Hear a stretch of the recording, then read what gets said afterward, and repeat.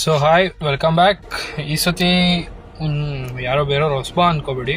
Cutting shaving ಮಾಡಿಸಿರೋದಕ್ಕೆ ಹಂಗೆ ಕಾಣ್ತಾ ಇದ್ದೀನಿ ಅಷ್ಟೇ, ಬೇರೆದು ಏನೂ ಇಲ್ಲ. ಅವನೇನೆ 6 months ಗ್ಯಾಪ್ ಎಂತಕ್ಕೆ ಹಾಕಿತ್ತು ಅಂತ ಇವಾಗ ಹೇಳ್ತೀನಿ. 6 months ಏನಿಲ್ಲ, ಹಾಕಿದ ವೀಡಿಯೋಸ್ ಒಂಚೂರು ಯಾಕೆ ಹಿಟ್ ಆಗ್ತಾ ಇರಲಿಲ್ಲ, ಅದ್ರ ಮೇಲೆ ಒಂಚೂರು ಕಾನ್ಸಂಟ್ರೇಟ್ ಮಾಡಿದೆ. ಅದ್ರ ಮೇಲೆ ಕಾನ್ಸಂಟ್ರೇಟ್ ಮಾಡಿದಾಗ ಎಲ್ಲ ಲ್ಯಾಕ್ ಆಯಿತು.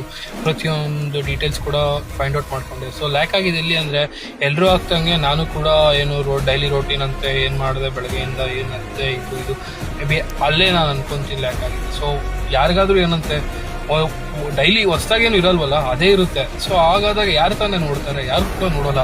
ಸೊ ನನ್ನ ಪ್ರಕಾರ ಅಲ್ಲೇ ಲ್ಯಾಕ್ ಆಗಿದ್ದು.